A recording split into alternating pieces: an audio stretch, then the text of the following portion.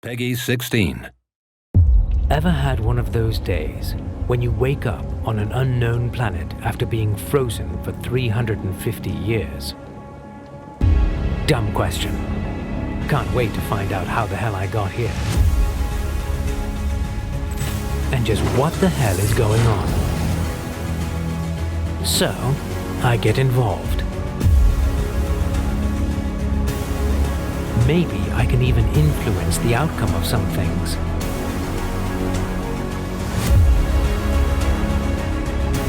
I soon realize my own decisions have a huge impact. And isn't that what it's all about? Being in charge of my own destiny.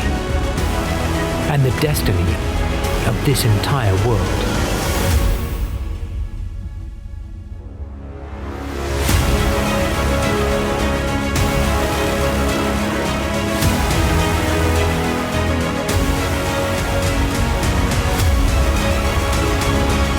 Wardenia is full of secrets, hidden technologies, battles to be fought.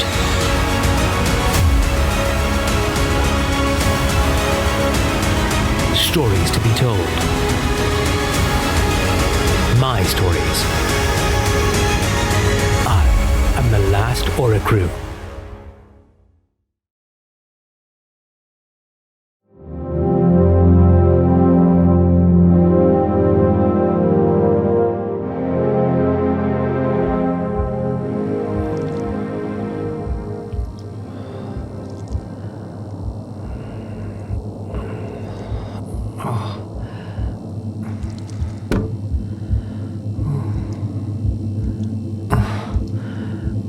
Oh, my head.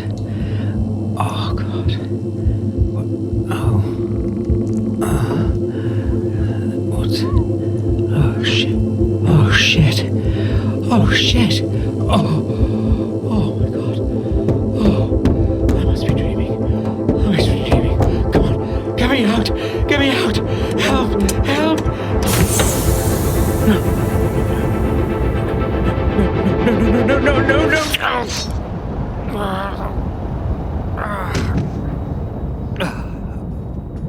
Welcome, or vítejte, how you would say in the Czech Republic. My name is Toby, and today I will take you on a brief tour through the fantastic world of The Last Oricru. The Last Oricru is an action RPG with a strong emphasis on a dynamic storytelling that is driven by players' decisions.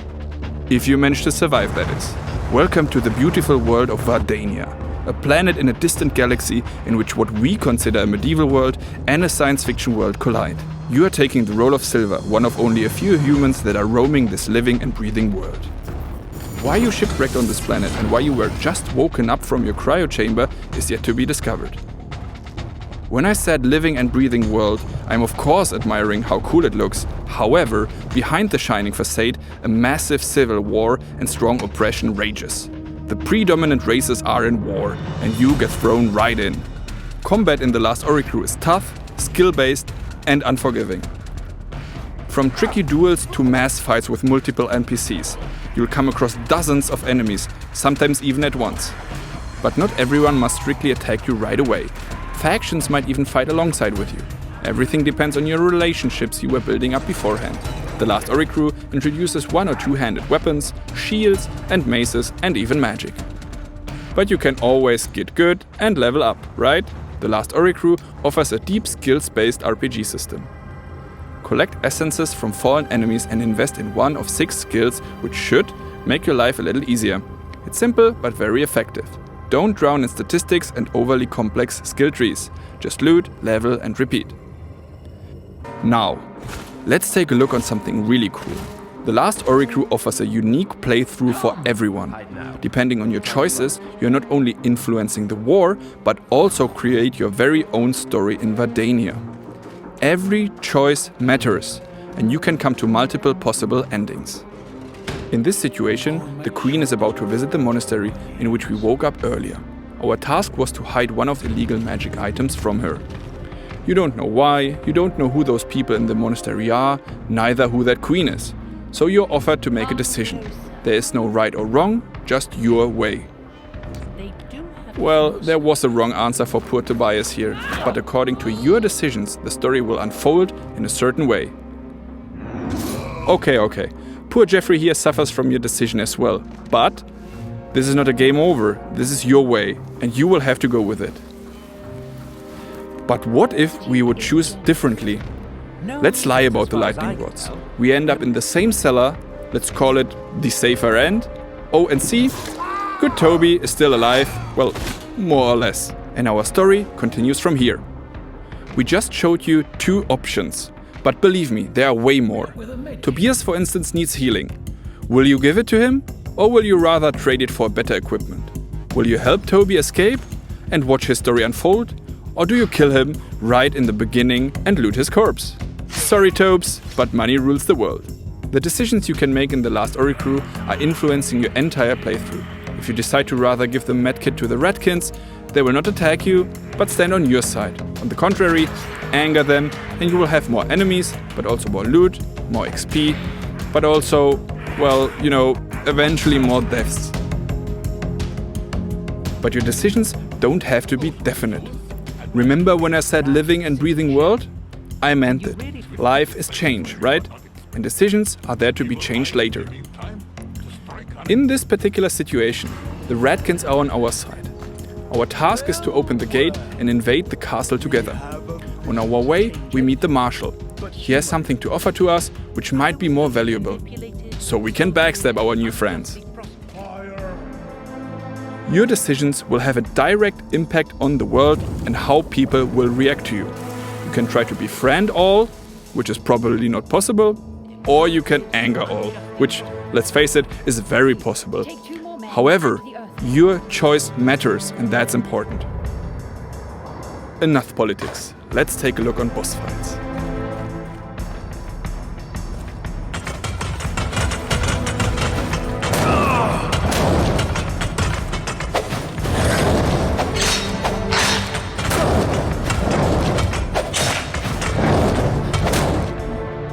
And of course, they are hard and unforgiving.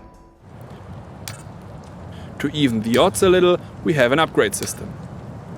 You can upgrade every item in your game. Find your favorite gear and carry it to the end, if you wish so. Of course, there's valuable loot to find in the world, but everyone has this one favorite weapon, right? And see, the fight looks already way better. However, it seems like the spider is still too hard for silver. In cases like these, you need a partner in crime, which leads me to the couch co-op. The Last Oricru is designed as both a single player and a co-op experience. But what is even cooler is that there are hidden mechanics and features that can be only triggered in cooperation. The spider from before is still a tough challenge, but with 2 players we can trap her and get an easier kill on her. You can win together or fail miserably. The game does not get easier per se, it just offers you another way to approach things. And who doesn't want to slide through enemy hordes with a buddy? You don't have to be together the whole game. You can start with a friend, play alone for a bit, and finish together later. Hop on, hop off. The game will of course adjust accordingly and will be challenging even for 2 players. And that's it? Now, let's recap. The Last Oricru is an action RPG with a strong emphasis on the dynamic storytelling that is driven by players' decisions. Waking up in the living and breathing sci-fi medieval world of Wardenia, players find themselves in the middle of a civil war for supremacy over the planet. Skill-based combat, mass fights, and a dark conspiracy overshadow the once so peaceful land. Define your own path, side with the different factions or betray them.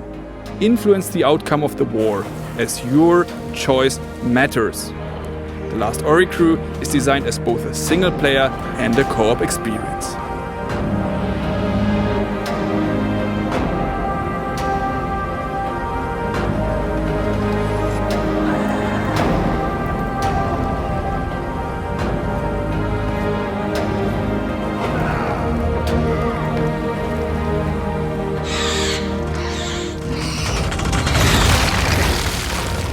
Thank you very much for taking the time, and also time to make some friends since it's co-op. So see you later. Thank you and goodbye.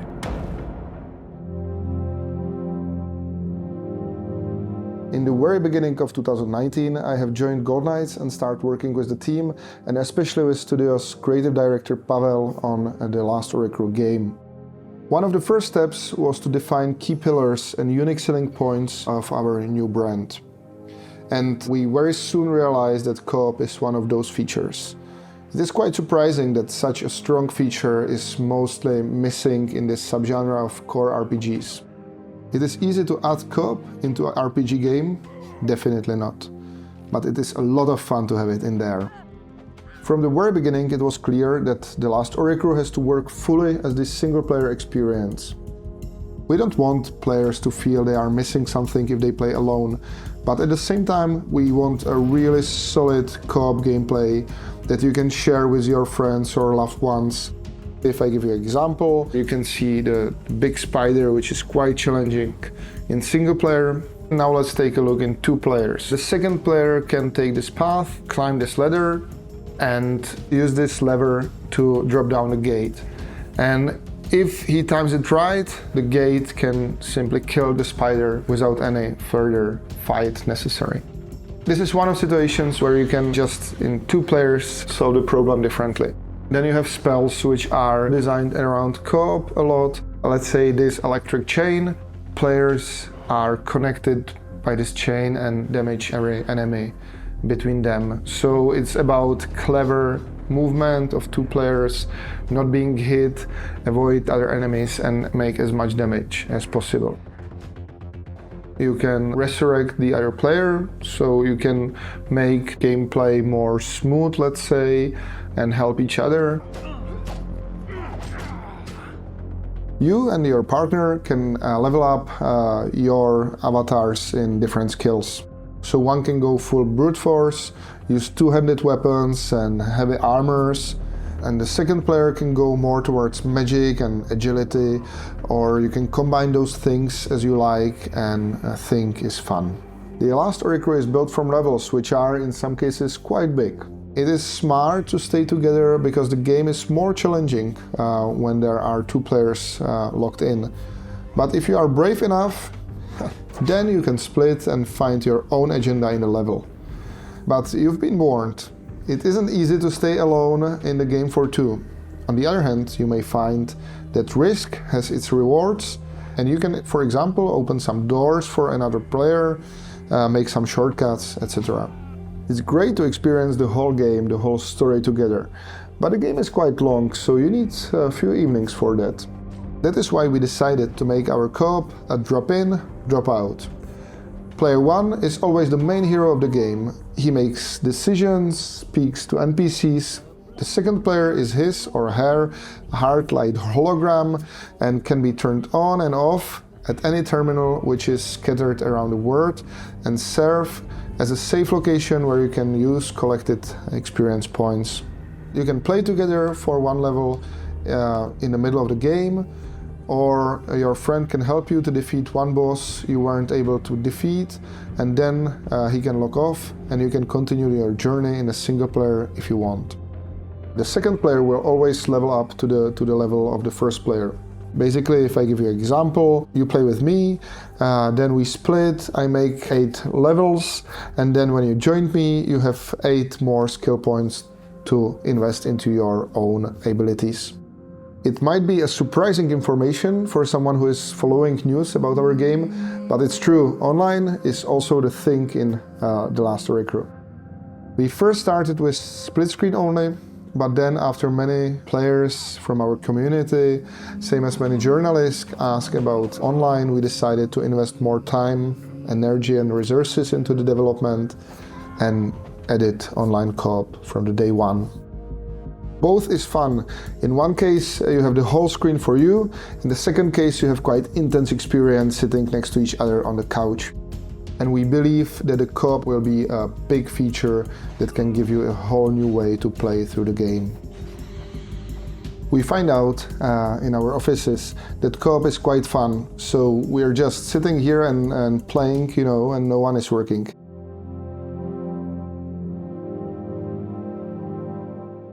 No, I'm just kidding. We are working intensively. So be aware, the revolution is coming later this year.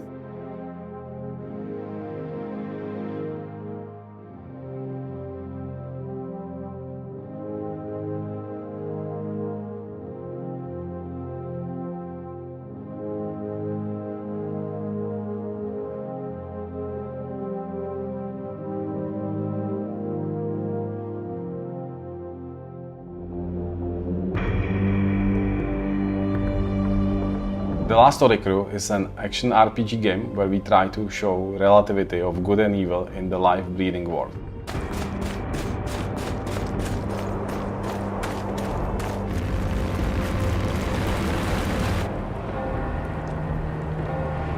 It's important to understand that The Last Oricru is quite challenging and hardcore RPG. Waking up in the living and breathing sci-fi medieval world of Wardenia, players find themselves in the middle of war for supremacy over the planet. There is something interesting in the war, where usually warriors from both sides believe that they're doing the right thing and they're fighting for their own survival. So the idea is to show the player the war and the euphoria of the winners, but also the misery of the losers. To make the player realize that the number of decisions he can make in the game will affect all the living beings in the world. Exactly. The Last Oricru is about many decisions, and each player can define their own path to side with different factions or betray them and influence the future of each race and in the end, the entire planet. And it is not done just by few choices somewhere in dialogues or by completing some quests, but by your own continuous actions and decisions. Glorious! The steel plates on our enemies has just turned into paper. The wrath of justice will cut through the clutter of armor speedily. Rattlers, we leave for fortress. Our raptors need help. Let's seize a ship and spread the flames of revolution. The impact of those decisions is major. First of all, you are the one who will decide which side will win the war. But there are many different roads throughout the game, and you will experience the whole game only after multiple playthroughs. I wanted to give you every player his own experience and try not to push him any moral code of what is wrong and what is right. Simply, you make a decision and the actions are based on the individual characters. They have their own reactions. This creates different situations. So you find your own friends and allies and play how you think is right or fun. Flawless. I will make sure it doesn't fall into unworthy hands. Or you can be a bad guy, so nearly everyone hates you. Yes, there is an option to do as much harm as you want in the game. And there are some dark characters that would be pleased by that. However, cooperation with them may eventually become very painful for you. That's another interesting thing, that often there is a hidden party involved in many wars, which profit from both sides of the conflict and the conflict itself. So that's a bit of hidden part that you can take in the game, which will be expected a little bit more difficult to play. Now, let's take a look at another key feature of The Last Oricru, couch co-op. There is a great demand for couch co-op in the whole third-person action RPG genre. And so we are sure that for our future audience, the co-op is going to be one of the most important features of our game. That's why we went even further. We have many situations that can be solved in co-op differently than in single player. You can find new fun ways of how to kill some bosses or reach some special secret areas. You know those lonely nights when you're playing games which you are super exciting for you, but you feel a little bit sad that you cannot play it and share with somebody else? That was generally the idea for this game. The combat is targeted for more experienced players. I am very much on the wave of recent challenging RPGs that are based on the skills of the player, timing and stamina. We are trying to build some interesting magic mechanism in the game that would let you use more than the block and fast attack buttons. And don't forget that our game has sci-fi roots. So what is for someone magic can be for more developed culture technology. So, as we said, dynamic story structure, couch co-op, those are The Last Oricru's unique selling points. But as the true action RPG, you will spend most time fighting your opponents. Be prepared to die a lot. A lot.